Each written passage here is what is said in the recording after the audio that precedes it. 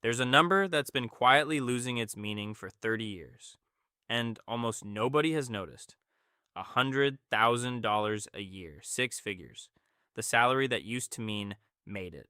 The number associated with houses, vacations, retirement plans that actually worked.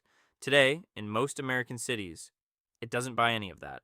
And the reason is more interesting than just inflation. This video is about what actually happens when someone crosses $100,000 a year to their taxes, their housing, their lifestyle, and their sense of whether they're winning. Because on paper, they should be. In practice, a surprising number aren't. And the gap between those two things is where almost everyone gets stuck. Start with the easy part. $100,000 today has roughly the purchasing power of $24,743 in 1980. To put it another way, $100,000 in 1990 is worth about $245,000 today. Even $100,000 from January 2020 is worth around $124,000 now. The number didn't move, but the world it lives in did. In 1992, around 5% of American households earned six figures. Today, it's roughly 43%, it's nearly half. The number that used to symbolize the top of the ladder is now closer to the middle of it. Median individual income is still around $53,000. Median household income is around $84,000. Culturally, $100,000 is still treated as the line. Statistically, it isn't really a line anymore. Then there's the tax side, where things get sharper than people expect. A single filer at $100,000 in 2025 lands in the 22% federal marginal bracket. Federal tax, about $13,000. FICA, another $7,650. That's $20,000 gone before any state has touched the paycheck. State tax then introduces what could be called the geography penalty. In Texas or Florida, monthly take-home on $100,000 is around $6,575. In New York City, it's closer to $5,871. Same job, same title, same role. And the city decides whether the vacation fund exists. But the bigger tax story isn't the rate. It's the loss of access.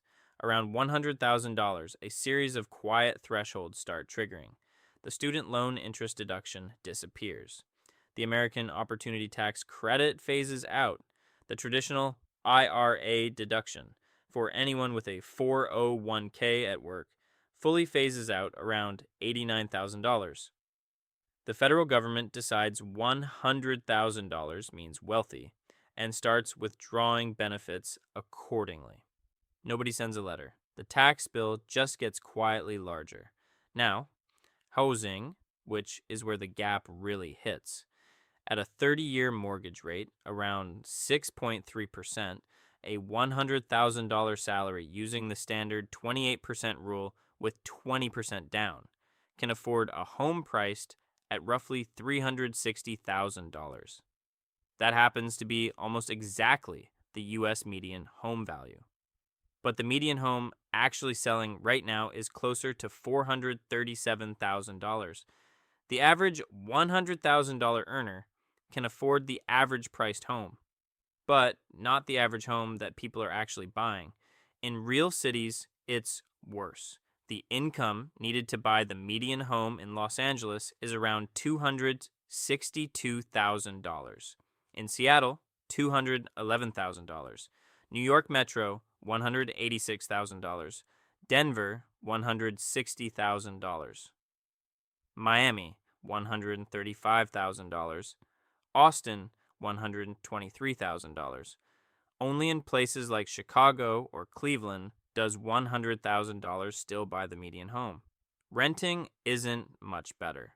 The median one bedroom in Manhattan is around $4,380 per month, about 54% of a $100,000 gross salary. going to a single one-bedroom apartment. And the most striking version of this, in San Francisco, a single person earning up to $109,100 is officially classified by the federal government as low income. A six-figure earner qualifies for subsidized housing in the city where they live. That isn't a policy failure. That's the meaning of $100,000 collapsing in real time. Here's the part that's hardest to believe until the data shows up.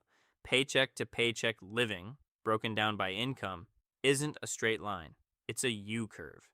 Among people earning under $50,000, around 57% say they live paycheck to paycheck. No surprise. Among people earning between $100,000 and $200,000, only 25% say they do. That's the sweet spot. But then it goes back up. Among people earning $300,000 to $500,000, around 41% say they live paycheck to paycheck. Above $500,000, around 40%. A household earning $180,000 is statistically less financially stressed than a dentist earning $400,000 because every raise lands inside a culture that already prices in the raise. The algorithm shows you nicer things, your friends upgrade, your definition of a normal Tuesday upgrades, and the raise that was supposed to buy freedom buys a slightly more expensive version of the same life. One more stat worth sitting with. According to the Federal Reserve's most recent well-being report from 2025, 17% of households earning over $100,000 say they would struggle to cover a $400 emergency expense, not $4,000. $400. Nearly 1 in 5 six-figure households cannot absorb a single small financial shock without borrowing or going into debt. That isn't poverty, it's fragility. What happens when every dollar of a high income is already committed before it lands? So, what's actually useful to take from all this? 3 things. First, $100,000 isn't a finish line anymore. The cultural script is out of date. In most American cities, the threshold to actually feel wealthy is closer to $250,000 or $300,000. Knowing the real number is better than chasing a fairy tale. Second, protect the gap. When a raise pushes income past $100,000, the time to bank the difference is before lifestyle notices it's there. Every dollar that lifestyle creep doesn't absorb is a dollar that compounds for decades. Third, the goal was never the salary. The goal was always the margin between the salary and the life. The day someone feels rich doesn't arrive because the paycheck got bigger. It arrives the first month they realize their expenses didn't grow as fast as their income did. That's the real threshold. Everything else is just marketing.